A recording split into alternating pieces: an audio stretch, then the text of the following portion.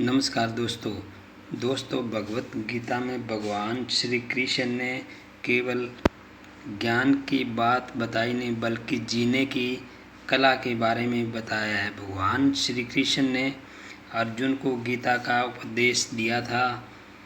वह हर मनुष्य के लिए प्रेरणा का संकेत देता है। भगवत गीता में भगवान श्री कृष्ण ने अर्जुन को उपदेश देते हैं कि मनुष्य भगवत गीता की इन बातों को जीवन में उतारता है तो वह सभी दुख, वासनाओं, क्रोध, मोह, लोभ, लालच आदि बंधनों से मुक्त हो जाता है। तो आइए जानते हैं भगवान श्री कृष्ण की 12 बातें जो जीवन में आपको सफलता दिलाएगी और दुख दूर करेगी। उन बातों पर आप चलते हैं तो आपके जीवन में सफलता के रास्ते खुल जाएंगे। भगवान श्री कृष्ण कहते हैं गीता में कि उपासना केवल शरीर से नहीं बल्कि मन से करनी चाहिए। भगवान का बंधन उन्हें प्रेम बंधन में बांधता है। भगवान का जो बंधन है यह शिक्षा देता है कि सभी मनुष्यों को साथ आपको प्रेम करना चाहिए, क्योंकि प्रेम ही सबसे बड़ा सफलता का राज है और सफलता के सारे रास्ते खोलता है और दुख को भी दूर करता है। आपका मन कल्पित नहीं होता, इसलिए प्रेम से सभी के साथ रहना चाहिए। आगे भगवान श्री कृष्ण कहते हैं कि आनंद मनुष्य के भीतर ही निवास करता है, परंतु मनुष्य उन्हें स्त्री में या घर में या बाहर मंदिरों में या सभी सुखों को बाहर ढूंढ रहा है, क्योंकि जो आनंद है, जो परमात्मा का आनंद है वो आपके शरीर के भीतर है। भगवान श्री कृष्ण ने गीता में बताया कि पूरा ब्रह्मांड आपके शरीर के अंदर ही है, जो कि सूक्ष्म है, और भगवान का चिंतन करते हैं और उन सूक्ष्म आँखों से देखते हैं तो आपके अंदर आपको आनंदमय महसूस होगा।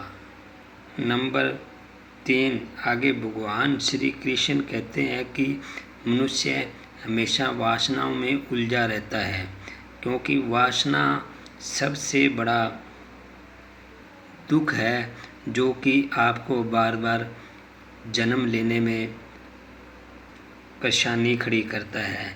क्योंकि वासना आपको स्त्रियों में देखते हैं, आप कहीं और कुछ खाने पीने की चीज़ों के लिए आप वासना हो जाते हैं, तो आपको वासना मुक्त होना चाहिए, क्योंकि यह सबसे बड़ा कारण है जो कि आपकी सफलताओं को असफलताओं में बदलता है। जब आप वासनाहित हो जाते हैं तो आप एक तरह से बंधन में हो जाते हैं। अगर आप वासनाहित हो जाते हैं तो आप बिल्कुल आज़ाद हो जाते हैं। तो आपको वासनाओं से रहित होना चाहिए।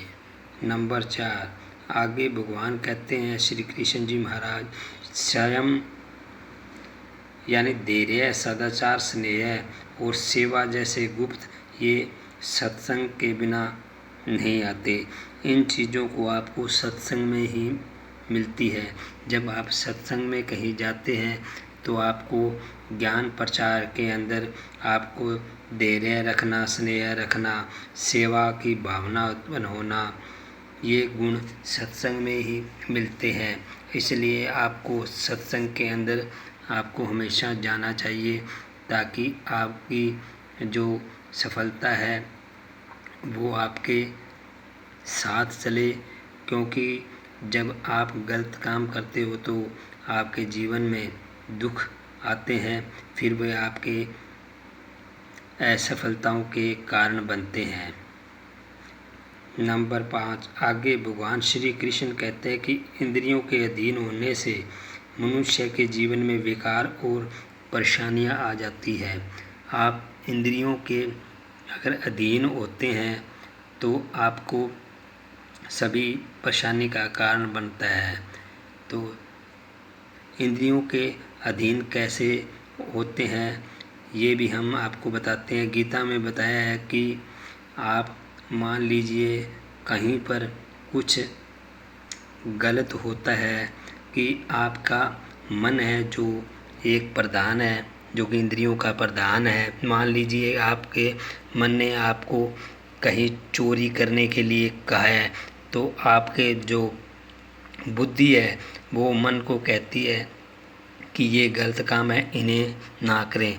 तो मन राजा होता है, वो नहीं मानता, फिर वो इंद्रियों को ऑर्डर देता है कि आप यहाँ पर चोरी करें, क्योंकि मन खुद तो करता नहीं है, क्योंकि वो राजा है, इसलिए इंद्रियों को ऑर्डर देता है।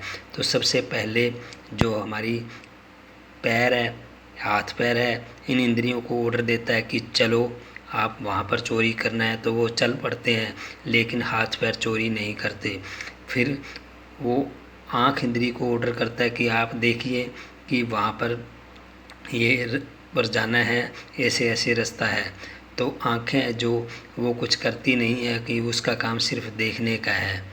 तो उसके बाद में जब जहाँ पर उसने चोरी करनी है वहाँ पर वो जब पहुँच जाता है तो मन अपने हाथ इंद्री को ऑर्डर देता है कि आप इस सामान को उठाइए। उठाने के बाद आँखों को ऑर्डर देता है कि आप इधर उधर देख लीजिए, कहीं कोई देख तो नहीं रहा। तो आँखें देखने का काम करती हैं। उसके बाद में जो हाथ उठाते हैं, फिर मन ऑर्डर देता है पैरों को कि आप जल्दी जल्दी चलिए, भागिए। फिर आँखों को ऑर्डर देता है कि आप आगे देखते रहिए कि किस कहाँ जाना है, कोई हमारे आगे कोई चीज़ तो ना जाए या कोई देख ना ले। इसलिए वो ऑर्डर पैरों को देता है कि स्पीड में चलिए, आँखों को कहता है कि देख लीजिए, और हाथों को ऑर्डर देता है कि जो सामान उठाया है उसको आप पकड़ के लीजिए। तो इसलिए आप ये इंद्रियों के वश में हो जाते हैं मन के कारण। तो इससे भगवान श्री कृष्ण ने गीता में बताया है कि जब मन सोचता है कि आप चोरी करिए तो आप इंद्रियों को जाने ना दीजिए, मन को कहिए कि आप जाएं, क्योंकि मन खुद तो करता नहीं है, इंद्रियों को ऑर्डर देता है। तो आप उठिए मत, पैरों को हिलाइए मत, मन कितनी देर कहेगा कि वहाँ चोरी कीजिए। तो मन कुछ तो आप करता नहीं है, तो इंद्रियों को ऑर्डर देता है, तो इंद्रियों को आप रोकते रहिए। तो इसलिए आप इंद्रियों को अपने वश में कर सकते हैं, इंद्रियों के अधीन नहीं होंगे। नंबर 6, भगवान श्री कृष्ण गीता में कहते हैं कि मनुष्य को वस्त्र बदलने की आवश्यकता नहीं है, आवश्यक हृदय परिवर्तन की है। कि आप चाहे कितने वस्त्र पहन लीजिए अच्छे, चाहे आप भगवा पहन लीजिए, वो पहनने की आपको ज़रूरत नहीं है। आपका जो हृदय है, आपका जो मन है, उसको आपको बदलने की ज़रूरत है, उसको सही रास्ते आपको लगाना चाहिए। नंबर 7, भगवान श्री कृष्ण कहते हैं कि जीवन में जिसने जितने ज़्यादा पाप किया उसे बुढ़ापे में नींद नहीं आती, क्योंकि जो जीवन में किया हुआ काम एक रील की तरह चलता रहता है, फिर वो उसके बुढ़ापे में याद आता रहता है, फिर उसको नींद नहीं आती। नंबर 8, भगवान ने श्री कृष्ण ने कहा कि जिसे संपत्ति दी है उसे गाय जरूर रखना चाहिए, क्योंकि गाय को माता का दर्जा दिया गया है, इसलिए गाय को भी आप जरूर रखें घर में। नंबर 9, भगवान श्री कृष्ण कहते हैं कि मदिरा पान करना, पर स्त्री गमन करना, जुआ खेलना है, ये गलत काम करने से आपके मन पर कलयुग का वास हो जाता है, इसलिए इस चीज़ से बचना चाहिए। नंबर 10, भगवान श्री कृष्ण कहते हैं मनुष्य को अपने मन को बार बार समझाना चाहिए कि ईश्वर के सिवाय और कोई नहीं है, इसके साथ विचार करना चाहिए कि उसका और कोई नहीं है, सिर्फ एक परमात्मा ही उसका है। नंबर 11, भगवान श्री कृष्ण कहते हैं कि जो सत्संग है, जो ईश्वर की कृपा से मिलती है, क्योंकि पिछले जन्म में आपने कुछ न कुछ भक्ति की है और उसका जो फल है वो आपके कर्म के अनुसार आपको मिलता है। फिर आप उसी सत्संग वाले घर में जन्मते हैं, जो सत्संग में लगे हुए हैं उनके बेटे बनकर आते हैं।